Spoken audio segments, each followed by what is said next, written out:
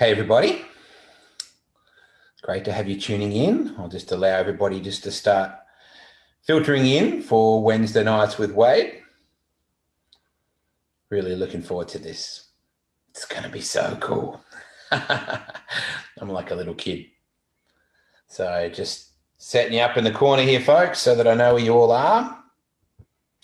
Hello to Todd Johnson, James Welsh. Hello to everybody, wherever you might be watching. I'm in a little place called Mount Gambier in South Australia at the Broome household.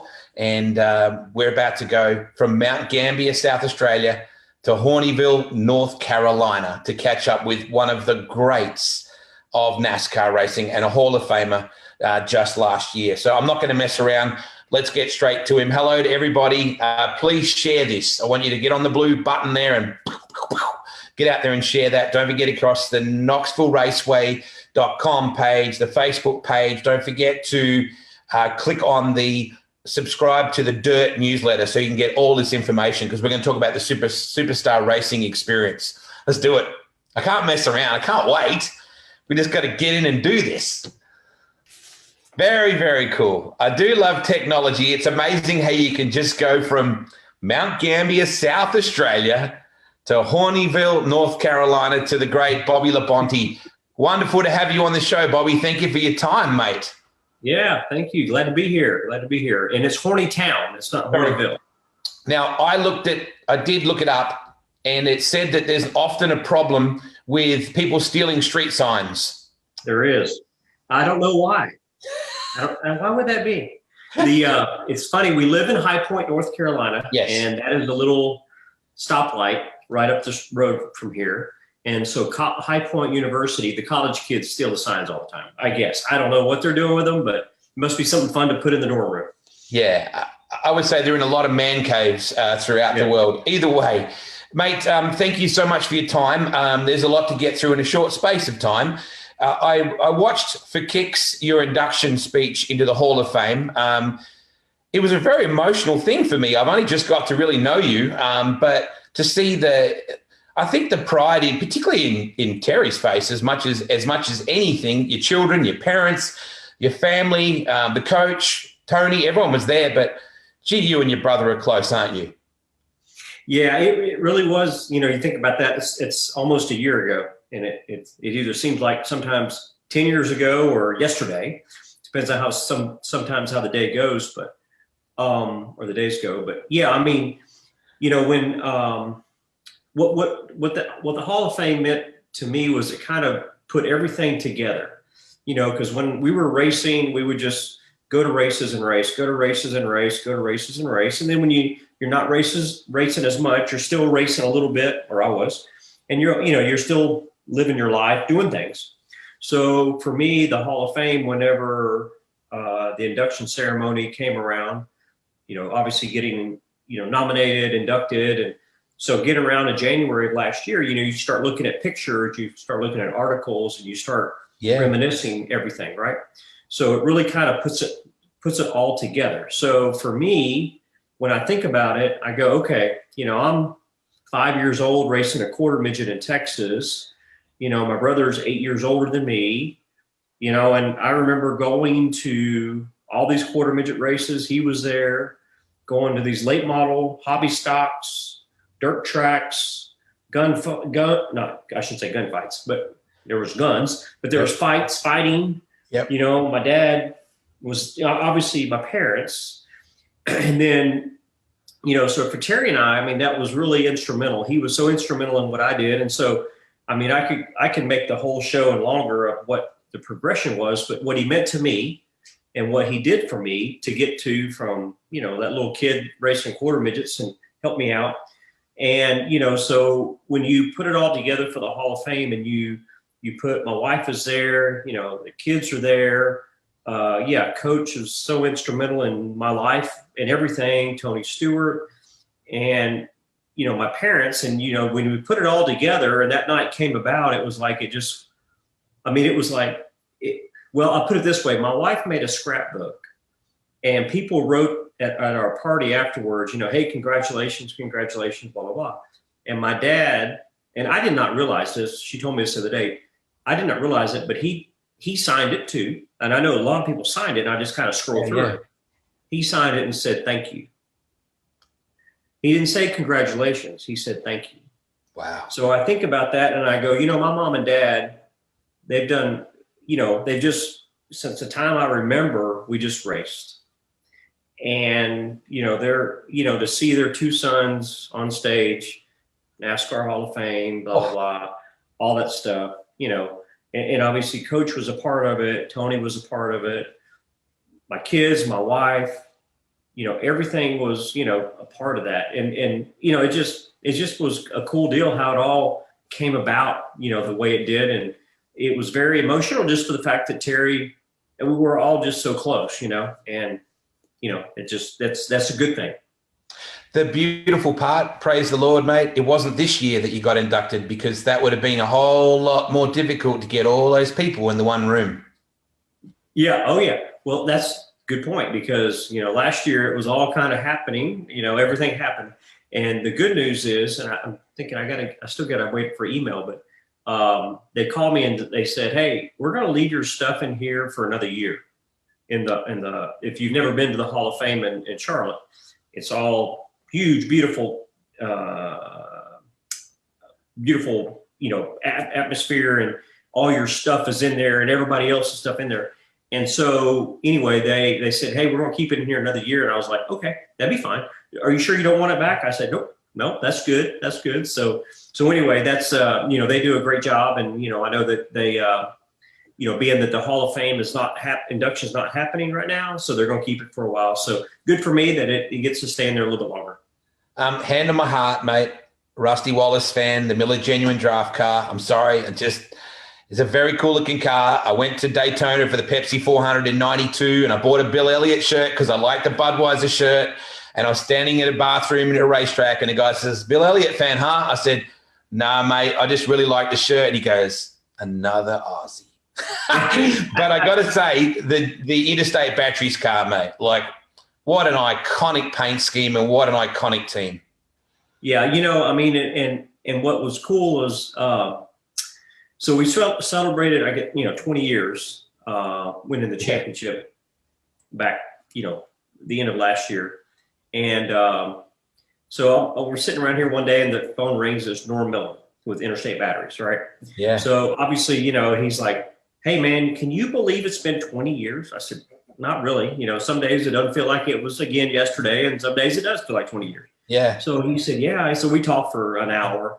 But yeah, that obviously getting hooked up with Joe Gibbs at that time, that opportunity for me, driving that car, and that the green Interstate Battery car just resonates with people.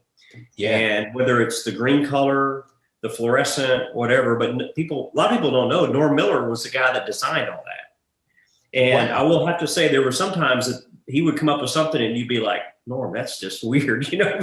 but it was funny where he has such a great art or a great eye for, you know, making things happen, and you know, it was fun to see that. And you know, again, we talked the other day for an hour, and you know, not that we don't talk any other time, but I mean, it was fun that he called and he said, hey, it's on my calendar. It was 20 years ago that we won the championship. Yeah. And I was like, yeah, how about that? That's cool. So anyway, but that green car, I think got a lot of fans because kids loved it. Yeah. It was just something different. You know, it wasn't run of the mill, and Interstate Batteries was like forever, it seemed like, the sponsor. And where a lot of times that wasn't the case for some. So for me, it was, you know, obviously winning races and a championship were one thing, but I think that the iconic of that green 18 Interstate Battery machine was, you know, whether we won races or not was a key thing for people to look at, see. I urge people to go to, just Google it, Bobby Labonte's acceptance speech, you know, at the Hall of Fame. You make a comment that Joe Gibbs taught you more than a championship win could have ever taught. And I could talk to you about him forever, but we need to talk about superstar racing experience. But it's a very moving speech, mate. And it's an incredible moment to share in your family, and even the $50 that you might have slipped your bro as well for the nice readout. Mate, the superstar racing experience, you're not done racing. Tony Stewart has the most amazing, crazy, fantastic ideas for our sport. He's come up with something that is really different. It's kind of a little bit like IROC, if you go back to that era when you ran and won that series as well. But we're mixing up the dirt here as well. Tell me about superstar racing experience.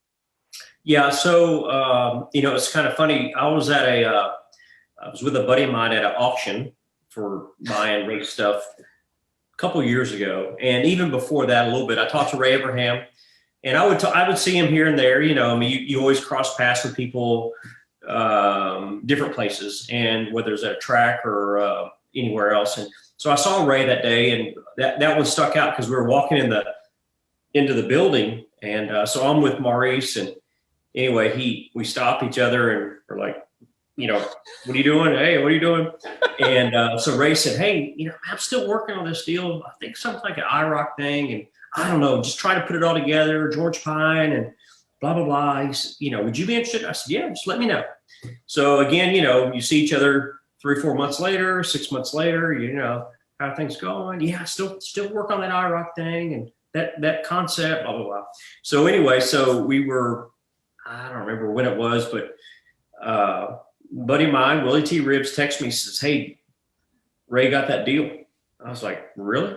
He said, yeah. He said, you need to text him. I said, all right. So I said, hey, did you get it? He said, yeah, let me send you the contract. So he did, and we signed it. And so there we are. And so he's been talking about it for a while, and it was exciting to hear him, a vision that he had, and he's made it happen. And it's going to be an amazing 6-race series, 12 drivers, equally prepared cars, at different venues between Knoxville and Lucas Oil Speedway, probably the two variant, of tracks.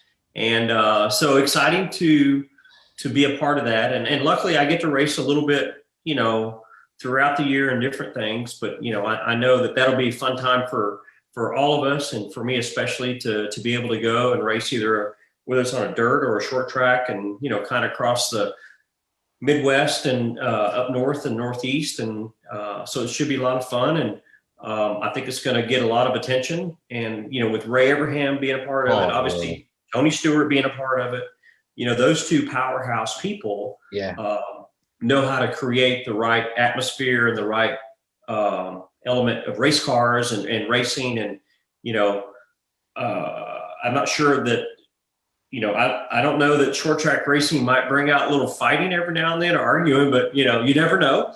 But it should be a lot of fun, and we should, I believe, put on a heck of a show. And it's cool that the IROC, in my mind, IROC racing was always a lot of fun.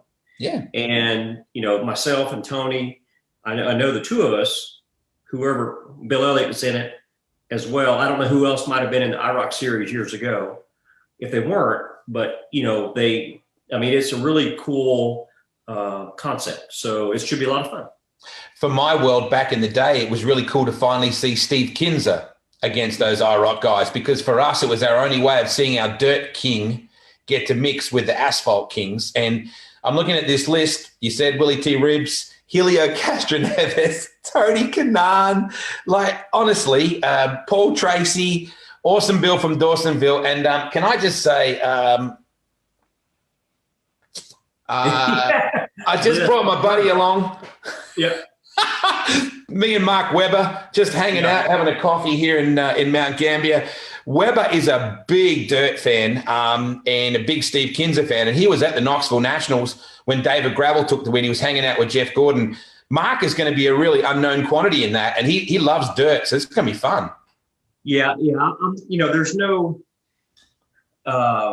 if we were going to a road course, I'd say Ernie Francis would have and Mark would have a great, they would be like light years ahead of everybody else. Yeah. So it's going to be a mix between everybody. I think that, you'll have, it'll be, everybody's going to, all these guys are so good, but, a funny story for me is I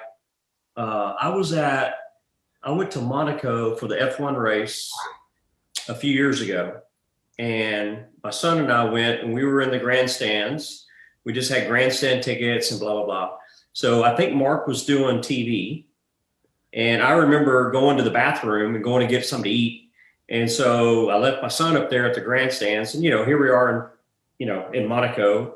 And so I go down there and he's doing an interview with somebody, and that they were over towards the way, and I went, dude, that's Mark Webber. You know what I mean? I mean, that was a fun time. And then I think of Helio Castroneves, and he raced IROC Series. I believe he raced IROC Series back a few years ago before. Okay. I don't know if it was when I did or not, but anyway, I've always been a Helio Castroneves fan, and I saw him this past year at Road America and talked to him for a little bit. Great guy. And then got to know Willie T and become good friends with him. And spam call, I'm sure. I've always wondered what your ringtone was. Yeah. So anyway, get to know all these guys, and like I said, it'll be a lot of fun, and we get to, again, the IROC Series like it was in the past, and I remember the first time I ever drove an IROC car was at Fontana, and Robbie Gordon got hurt. I drove for him, and Greg Moore was in the race. I think Greg Moore was in the race, so I got to know him, and it was the next year after I got to know him really well. And of course, he died at Fontana in an IndyCar crash. But I got to know different people from different disciplines of racing, and whether it was, seeing a Steve Kinser race, like you said, Al Unser Jr. race, obviously, and many others.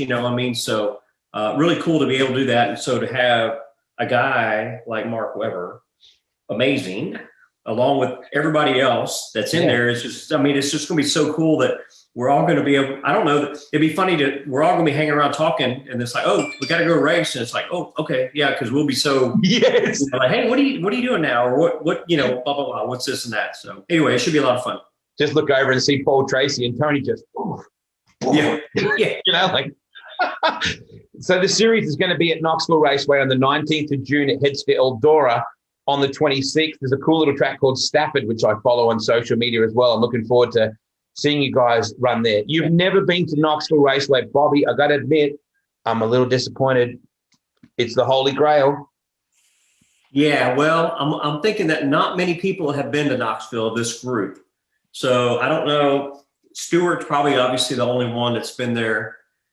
I don't know who else would have been. I owned a race team that went there. Okay. I don't know that that'll help me out or not. But yeah, I've been to Eldora. I've won at IRP. I've never been to Slinger. Never been to Stafford.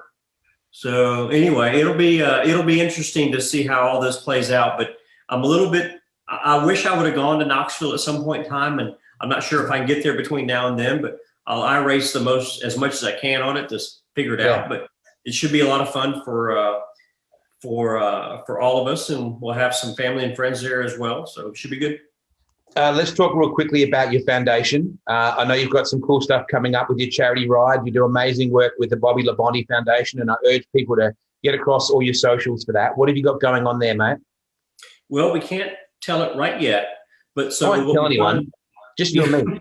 Just tell me, Bobby. Sure, right. So what we've done over the past 9 years is we raised probably close to $1 million over time for families, kids in our local area. And my wife Kristen has taken it, it was like this, and then she took it like that. Of course, last year we didn't do anything. We weren't able to do anything with COVID. So anyway, we took a year off, and we're fixing to ramp that back up so that hopefully by May that we can get it rolling again. So it's a cycling event that we've done in the past. So this isn't telling you anything what's going to happen, but what we've done was we've raised money through cycling. So we've had, the first time we had a group of riders, a handful, and we raised money and we gave it away to charity. And then as the years went on, we got bigger and bigger. The last 2 years ago, or a year and a half ago, we had over 400 riders, and we had an event the night before, raised $50,000.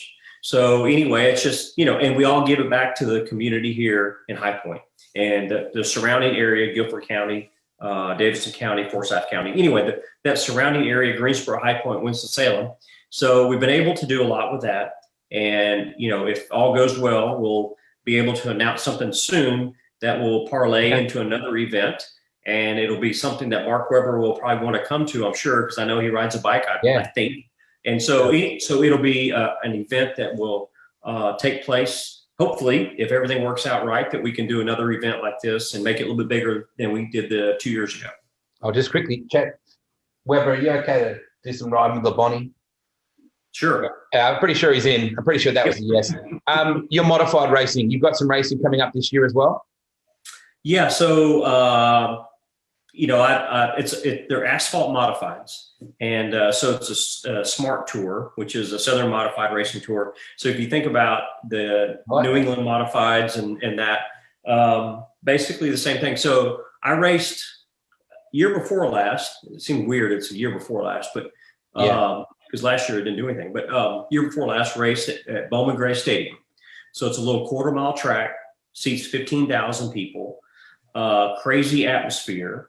Yeah, wow. And so I raced up there and I was like, okay, this is the first time I ever sat in a modified, first time I ever raced at Bowman Gray Stadium. And it's like, okay, I can get into this. So so that was a one race deal and we never get to go back.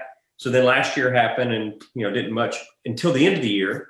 A guy called me and said, hey, my brother's got, COVID. Can you come drive our car? Because he can't make it. I said, yeah, sure. Let me think about that. So I called him back in about an hour. I said, okay, I'm good. So I don't know why I waited an hour. But anyway, so went down there a couple nights. You didn't want to sound too keen, Bobby. You had to make him think, I'm just thinking about this. Yeah, right. Yeah. So anyway, so I called him back and I said, all right, Mike, I can go down there. So I sat in the seat and I went down there and run the race, started first, finished fourth. And so anyway, I'm going to drive that car. So 9 races this year. So starting off in a couple months, local, it's all North Carolina, South Carolina, a little bit in Virginia, a few races. So and what it does is it's early in the year and late in the year, and then the modifieds at Bowman Gray are in the middle. So if it all works out, we'll do some more racing. But right now, we've got 9 for sure, and then we'll go from there. July 9, it's a truck race. The Camping World NASCAR truck races at the Knoxville Raceway. I'm just saying, Bobby, just saying. I should look at my calendar. Call me back in an hour. All right. Yeah. I don't want you to seem too keen, but let me think about that for a minute. My people will talk to your people. So that's July 9. It's going to be wicked having the NASCAR Camping World Truck Series at the Knoxville Raceway for the first time. But can't wait. June 19, Bobby Labonte, not in an iRacing car, in the Superstar Racing Experience with my buddy Mark Webber, with Willie T, with Paul Tracy, with Helio. I just like saying Helio Castroneves. It's such a cool name. I mean, nothing wrong with Labonte, but Helio. It just Helio. Just sounds good. Paul Tracy as well, Tony Kanaan. It's going to be an awesome bill from Dawsonville. Tony Stewart, just to name a few. Quickly, mate, tell me what you've learned from 2020. I watched the particular emphasis you placed on your family in your speech. Have you learned anything specifically from 2020? Well, I did not learn any new languages. I did not learn how to play an instrument. So, but I probably learned, the biggest thing, I guess, is just, we live such a fast-paced life a lot of times, and we had to slow down a little bit. And it's not always the easiest thing to do, to slow down when you're such a, when you're like we are, we're always 100 miles an hour. So that's probably was a good thing. I don't know that I know it yet, but that was a good thing. I've got to spend some time with my mom and dad a little bit here more so. Obviously, it's harder. You got COVID. We don't go nowhere, so chances are, we just go see them. And so that's probably worked out well. But I think a lot of times it's just we're excited for the upcoming year that we have, that we can do a lot more. Hopefully we'll be able to do a lot more, plan on it. And, but last year was a little bit, different, and, but at the same time, it was very rewarding because we got to, reflect on things that, when you're so busy, you don't reflect on it. Yeah. And, we know that, hey, this is a season in time. This is, it's not going to last forever. But it also makes you appreciate people more because I'm sure, Mark, even though he's cardboard, everybody else is, we're about, relationships and people. And my wife and I here, we got to spend a lot of time together, but our friends we want to spend time with and our parents we want to spend more time with. Yeah. And so I really do miss going to the races. I miss the people at the races. I miss our friends that aren't really in racing. And, because, we are built to, have relationships with other people. And, I'm a hugger, you know what I mean? So it's like, for me to go and give you a bro hug. Right. Yeah, yeah. And that's crap. You know what I mean? So anyway, it's like, hey, I want to go shake somebody's hand and give them a hug. Yeah. Yep. And so I'm built that way, and that's the way I want to be. And I can't wait to do that some more. Mate, thank you so much for your time. It's wonderful to catch up with you. I can't wait to see you in that hot rod along with all your buddies on June 19, then heading to Eldora. Get across SRX Racing Series on Twitter, on Facebook, on Instagram, we know all the Twitters. I still love that movie, Logan. How good. Please be safe. Give my best to your beautiful family. And Bobby, you're a superstar, mate. And it's a great thrill for me to meet you, even if it is from Mount Gambier to North Carolina. Well, we'll stay in touch, and we look forward to talking soon. Sounds great, mate. Thank you very much. Yeah, thanks. So cool to catch up with one of the absolute icons of, just wow. What a guy. What an amazing man. Wherever you are across America right now, across Australia, if you're tuning in as well, wonderful to have your company. Please get across the Denison Racing tees. All of the Knoxville Raceway winter merchandise is now available. Just jump on to the Knoxville Racing, KnoxvilleRaceway.com, and also the Knoxville Facebook page, and you'll be able to get onto the dirt, which will tell you that in our newsletters.